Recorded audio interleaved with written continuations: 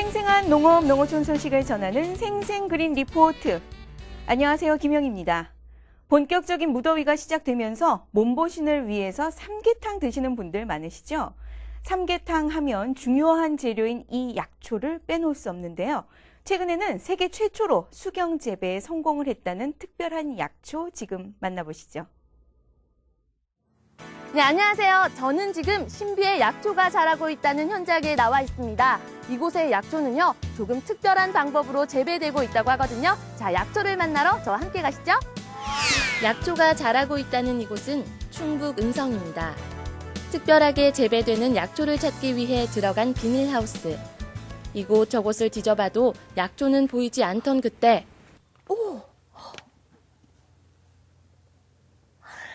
신봤다! 네, 제가 발견한 그 특별한 약초, 바로 인삼이었습니다. 하지만 대부분의 인삼이 밭에서 자라는 것과는 다르게 이곳의 인삼은 비닐하우스에서 재배되고 있었습니다. 하우스 안의 인삼들은 모두 수경재배 기술로 키워진 것으로 수경재배 인삼이라고 불립니다. 수경재배 인삼은 베드상판에서 양액을 공급받아 자라난 수삼을 말하는데요. 비닐하우스에서 재배되기 때문에 토질이나 기후의 영향을 받지 않습니다. 이런 수경재배 기술은 지난 2008년 3년의 연구 끝에 농촌진흥청이 개발한 기술로 수경재배 인삼은 세계 최초라고 합니다. 수경재배 인삼은 4개월 정도 짧은 기간에 생산이 가능합니다. 그래서 생산자인 농민의 입장에서는 경영비 해수 기간이 짧아서 아주 자본 회수가 빠른 장점이 있습니다. 또한 그 소비자 입장에서는 언제든지 신선하고 청정한 그런 인삼을 구입할 수가 있어서 좋은 것이죠. 인삼은 보통 키울 때 많은 시간을 요구하는 작물로 알려져 있는데요. 수경재배로 키울 경우에는 성장 속도가 빠르기 때문에 1년 키운 묘삼을 4개월 정도 수경재배하면 2년근 인삼의 크기만큼 키울 수 있다고 합니다. 하지만 빨리 자란다고 해서 영양가가 떨어지는 건 아닙니다. 수경재배 인삼은 기존 수삼에 비해 사포닌 함량이 2배 정도 높고 농약과 화학비료를 사용하지 않기 때문에 뿌리는 물론 잎과 줄기까지 먹을 수 있습니다. 지금 보시는 것이 수경재배 기술로 키워낸 인삼입니다. 박사님, 지금 한 몇 개월 정도 된 인삼이에요? 예, 여기 보시는 인삼은 1년 3개월 정도 자란 것입니다. 그리고 이것은 약 1년 9개월 정도 자란 수경재배 인삼이 되겠습니다. 성장 속도가 굉장히 빠르네요. 그러면 일반 노지에서 자라난 인삼과 또 이 수경재배로 키워낸 인삼의 차이점이 있다면 뭐가 있을까요? 예, 수경재배 인삼은 잎까지 다 이용할 수 있기 때문에 소비자들이 만날 때는 뿌리에서 잎까지 이렇게 다 붙어 있습니다. 또한 그러나 노지 인삼은 가을에 낙엽이 된 다음에 수확을 하기 때문에 잎이 없는 그런 상태로 소비자들이 만나겠습니다. 아, 네, 그렇군요. 예. 이렇게 푸른 잎은 뿌리보다 많은 140.8mg의 진세노사이드를 함유하고 있고 쌈채소나 샐러드, 녹즙 등으로 먹을 수 있다고 합니다. 이렇게 수경재배 기술을 이용해 인삼을 재배하는 농가는 현재 전국적으로 20여 개 정도가 있습니다. 상당히 좋은 점이 많은 걸로 사료됩니다. 나이 먹은 사람이 노동력이 별로 들지 않기 때문에 잘 기를 수가 있고, 그다음에 청정 인삼을 무농약으로 생산해서 소비자한테 직접 드릴 수 있다는 것을 상당히 자부심과 긍지를 가지고 기르고 있습니다. 앞으로 농촌진흥청은 청정인삼 수경재배 기술의 빠른 산업화를 위해 LED와 태양광 발전, 그리고 인삼 수경재배 기술 개발 등 폐쇄형 식물 공장을 개발하고 집이나 사무실 등 실내에서도 인삼을 쉽게 재배할 수 있도록 가정용 인삼 수경재배 장치를 개발, 보급할 계획입니다. 그동안 어르신들의 보식으로만 알려져 있던 인삼. 이제 무농약 웰빙 식품으로 젊은이들에게 사랑받을 날이 멀지 않았습니다. 수경재배 인삼의 변신은 앞으로도 계속됩니다. 기대해주세요.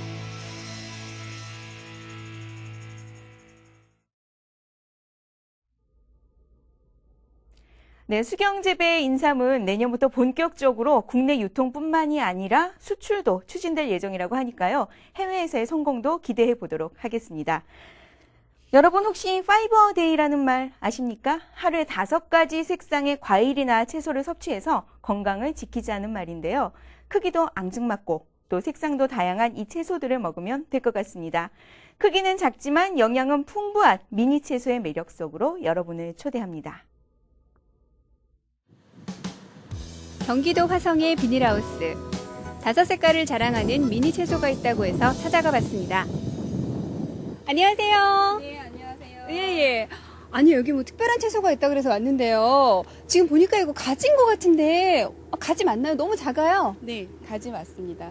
네, 크기가 작고 예뻐서 한 입에 쏙 들어가게 아주 영양소는 가득한 그런 채소입니다. 그래요? 네. 아니, 그러면 가지가 이렇게 될 정도면요. 다른 채소들도 될 것 같은데, 다른 것들도 있나요? 예, 여러 개 있습니다. 한번 가보시겠어요? 네, 보여주세요. 네, 같이 가시죠. 네. 박사님을 따라간 곳엔 다양한 미니 채소들이 있었는데요. 미니 가지뿐만 아니라 미니 당근에 미니 파프리카, 그리고 미니 오이 등 꼭 장난감 같은 채소들이 자라고 있더라고요. 기존 채소의 10분의 1 정도 크기의 미니 채소들은 지난 2006년 경기도 농업기술원이 국내 최초로 개발한 채소입니다.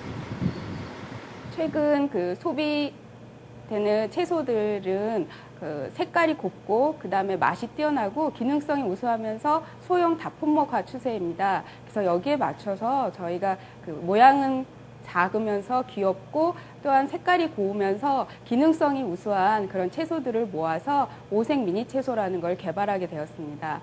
그래서 그 채소들을 새롭게 소비자들한테 소개시키면서 더불어서 농가의 그 소득 작목으로서 제공을 하려고 하는 것입니다. 하지만 미니 채소들이 그 크기로만 승부하는 것은 아닙니다. 몸에 좋은 다양한 천연 색소를 품고 있기 때문이죠. 그렇다면 여기서 잠깐 색깔별 영양과 효능을 한번 알아볼까요? 빨간색에는 카로티노이드와 안토시아닌 색소가 함유되어 있는데 항암 효과와 노화 방지, 치매 예방에 좋다고 합니다. 미니 당근이나 방울토마토에 많이 함유된 노란색은 노화 방지와 면역 체계를 강화시키는 데 좋고요. 콜레스테롤을 낮추고 호르몬 분비 대사를 촉진하는 기능을 가진 검은색은 미니 가지나 방울다다기 양배추에 많이 함유되어 있다고 합니다. 안토크산틴 색소가 함유된 하얀색은 독소 물질을 파괴하는 기능이 탁월한데 미니 가지에 들어있다고 합니다. 현재 미니 채소는 경기도 내에 5농가에 보급이 된 상태로 농가들은 미니 파프리카와 미니 가지, 미니 오이와 미니 당근을 각각 전문적으로 재배하고 있습니다. 네, 모양도 이쁘면서 영양가도 많고 간편하게 먹을 수 있어서 소비자들이 많이 찾고 있습니다. 앞으로 경기도 농업기술원은 품목별로 흩어져서 재배되고 있는 미니 채소들을 한 곳에 단지화해 보급할 계획입니다.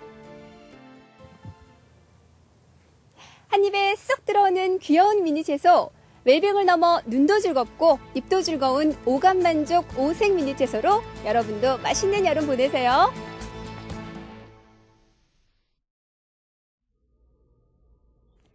초소형 다리미나 주전자 같은 미니 제품들은 좀 봤었는데 앙증맞은 미니 채소 보니까 아주 귀여운 생각이 듭니다. 아마도 세계에 수출이 되면 많은 관심을 받지 않을까 싶네요. 하지만 이미 세계인의 관심을 받고 있는 것이 있죠. 바로 우리의 한식입니다. 우리 날라주부도 한식 세계화에 대해서 할 말이 많다고 하네요.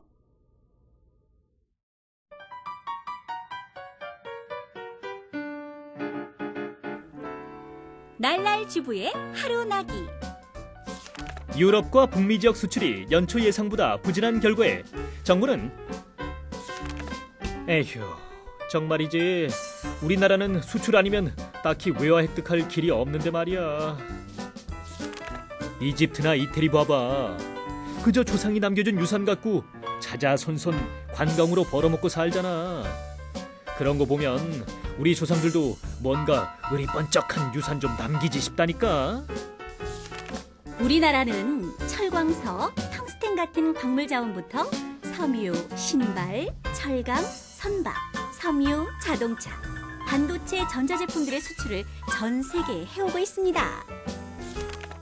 1960년대 광물 자원 수출부터 시작해 1970년대는 섬유, 신발, 가발. 1980년대는 철강, 건박, 자동차. 1990년대는 반도체, 전자제품 등으로 각 시대별로 수출 대표 상품들이 변화해왔어요. 하지만 지금은 21세기, 바야흐로 문화 수출의 시대입니다. 그 중에서 한 나라의 식문화야말로 가장 손쉽게 타문화에 접근할 수 있으며 거부감 없이 흡수될 수 있죠. 거리엔 이미 세계 각국의 음식점들이 별 위화감 없이 자리 잡고 있고 사람들의 입맛에 익숙해지고 있습니다. 마찬가지로 우리의 맛을 세계에 알려야 할 때 이미 많은 외국인들이 한식의 우수성에 주목을 하고 있고 알고 있습니다. 한국의 요리 베스트 5! 김치, 불고기, 신선로, 잡채, 만둣국. 우와, 다 내가 좋아하는 것들이네. 이렇듯 특별한 음식이 아니라 우리가 흔히 먹는 음식들이 세계인의 입맛을 사로잡고 있다고요. 식문화 수출은 우리 음식의 세계화와 함께 식재료 및 농산물의 국내 소비를 넘어서 해외 판매 시장을 개척할 수 있습니다. 피자보다 우리의 부침개가 세계인의 입맛을 사로잡는 그날을 위하여 우리 스스로가 한식에 자긍심을 가지고 사랑해야겠어요.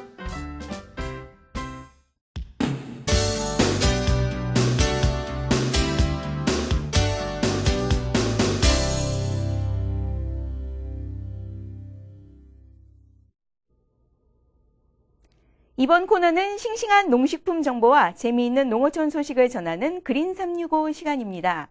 우리 주변을 둘러보면 몸은 조금 불편하지만 자신의 목표를 세우고 보람차게 사시는 분들 만날 수 있습니다. 여기 장애를 딛고 성공 영농을 이룬 농업인이 있습니다. 희망이라는 씨앗을 뿌리고 꿈의 실현이라는 열매를 수확하고 있는 농업인 김시화 씨의 이야기 지금 시작합니다. 공기 맑기로 유명한 강원도 화천. 특별한 토마토를 재배하는 토마토 아저씨가 살고 있다는데. 혹시 토마토 아저씨라고 혹시 아세요? 모르세요? 선생님, 혹시 이 근처에 토마토 아저씨라고 아세요?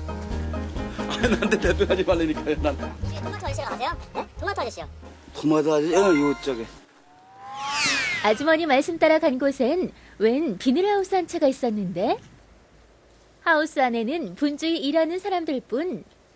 토마토 아저씨! 아저씨! 예, 어서 오세요. 드디어 토마토 아저씨 발견! 휠체어에 앉아있는 아저씨. 사실 아저씨는 건축업에 종사하는 평범한 직장인이었다. 하지만 지난 1998년 교통사고로 하반신이 마비돼 1급 지체장애인 판정을 받았다고. 시리에 빠져 몇 년의 세월을 흘러보낸 아저씨. 2005년 아내의 권유로 아버지의 고향인 이곳으로 귀향했고 그렇게 토마토와의 인연이 시작됐다. 제가 토마토 농사를 짓게 된 동기는 한 4, 5년 동안 집안에서만 생활하고 있다 보니까 애들한테도 떳떳지 못한 아빠가 되고 그래서 뭔가를 해야 되겠다 생각을 하고 있는데 집사람이 이웃 농장에 잠깐씩 일을 도와주는데 자기도 좀 같이 하면 할 수 있을 것 같다. 그래서 이제 시작한 동기가 됐고 이제 친환경을 하게 된 동기는 이제 몸도 이런데 선배님께서 너 만약에 약이라도 치고 하면 더 많이 몸이 안 좋아지니까 친환경을 도와줄 테니까 한번 해봐라.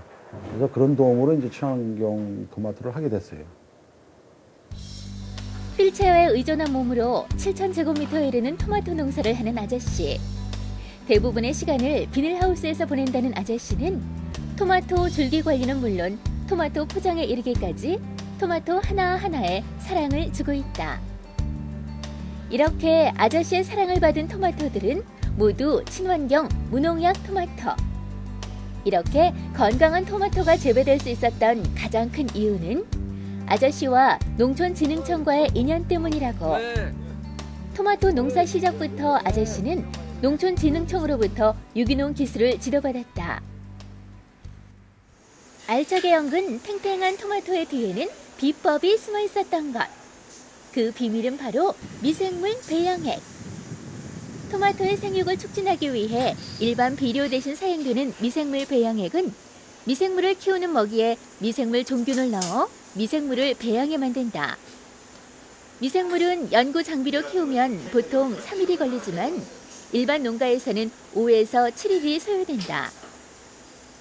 농촌진흥청에서 농가 현장 연구라고 하는 큰 목적을 가지고 저희가 화학 비료를 대신할 수 있는 생립 촉진 미생물을 분리하고자 전국 각지의 미생물 액비로부터 미생물을 분리해서 실험실에서 여러 가지 조건을 검토한 후에 그 결과를 농가 현장에 적용하였습니다.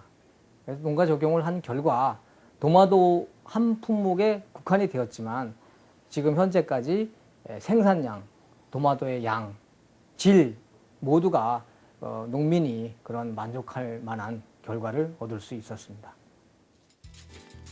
하지만 아저씨의 도전은 여기서 멈추지 않았다. 무농약으로 키워 간단히 손 세척만 해도 싱싱한 토마토는 이렇게 진액으로 재탄생한다. 유기농법과 토마토 진액으로 특성화에 성공한 아저씨. 이곳 농장에는 전국 각지에서 아저씨의 농법을 배우려는 농업인들의 발길이 계속되고 있다. 장애를 딛고 자신의 꿈을 펼쳐가는 아저씨. 좌절보다는 도전과 모험을 즐기기에도 부족한 게 우리네 인생살이라는 아저씨. 토마토 아저씨의 무한도전은 앞으로도 계속될 것이다. 쭉!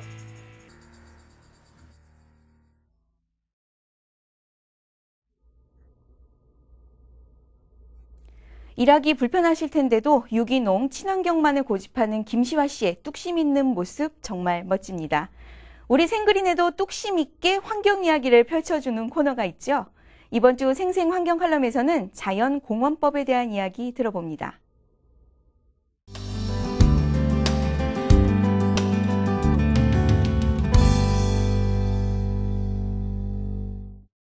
안녕하세요.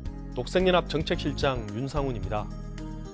오늘은 자연공원법 개정과 케이블카 건설 논란에 관한 이야기입니다. 국립공원을 포함한 자연공원은 우리나라 자연생태와 역사문화 보존을 위한 핵심 보전지역입니다. 자연공원에는 민족의 영산인 지리산과 한라산이 있고 수도권 시민들이 사랑하는 북한산이 있습니다. 또 우리나라 최초로 국제적 기준의 내셔널 파크로 등재된 설악산이 있습니다. 우리 모두가 아끼고 보살펴야 할 법적으로 지정된 보호구역입니다. 지난 5월 1일 환경부는 자연공원법 개정안을 입법 예고하면서 깊은 파장을 일으키고 있습니다. 바로 케이블카 때문인데요. 국립공원 핵심 구역인 자연보전지구 안에 케이블카 거리 규정을 2km에서 5km로 늘리고 케이블카 정류장 높이를 9m에서 15m 높이겠다고 밝혔습니다. 국립공원 인근 주민들과 지자체의 민원 때문이라는 게 환경부의 설명입니다. 이렇게 된다면 지리산의 제석봉과 설악산의 대청봉도 케이블카를 놓을 수 있게 됩니다. 우리나라의 국립공원이라는 제도는 지난 1967년 처음 도입되었습니다. 자연공원법은 1980년 도시공원과 자연공원을 구분하기 위해 제정되었습니다. 국립공원, 도립공원, 국립공원은 모두 법적인 자연공원입니다. 지난 1998년 환경부가 자연공원법 주무부서로 바뀌면서 자연과 문화 경관을 유지하고 지속가능한 보존을 도모한다는 방향으로 관리되고 있습니다. 하지만 이번에 자연공원법 개정안이 발표되면서 자연공원 관리가 다시 개발 위주로 회귀한다는 비판을 받고 있습니다. 지난 1980년 내장산에 관광용 케이블카가 설치된 이후 현재까지 30년간 국립공원에 케이블카가 설치된 사례는 단 한 차례도 없었습니다. 미국의 경우는 국립공원에 케이블카 설치가 아예 금지되어 있습니다. 설치 과정상 자연 생태계와 경관 훼손이 불가피하다는 사실 때문입니다. 자연 생태계의 핵심 지역인 국립공원에 케이블카가 설치되면 생태계를 파괴하고 야생 동식물의 삶터를 위협하고 지역 경제에도 별 도움이 되지 않기 때문입니다.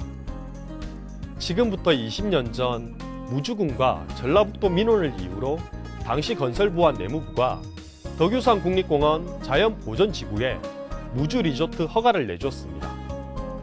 하지만 사업 타당성 조사도 제대로 하지 않으면서 기업들이 줄도산했고 덕유산 정상 일대 주목과 부상나무 군락은 파괴되었습니다.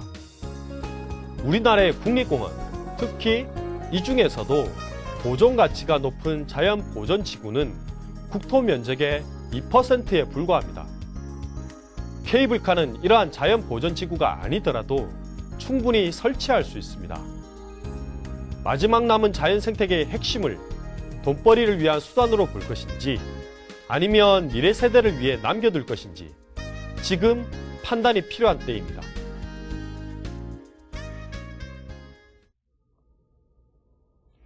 여름이 되면 찾아오는 무기력함과 피곤함. 그 원인은 대부분 칼륨 부족이라고 합니다. 토마토나 바나나, 귤에는 칼륨이 풍부해서 요즘 같은 무더위에 특히 좋다고 하니까 챙겨 드시면 좋을 것 같습니다. 시청해주신 여러분 고맙습니다.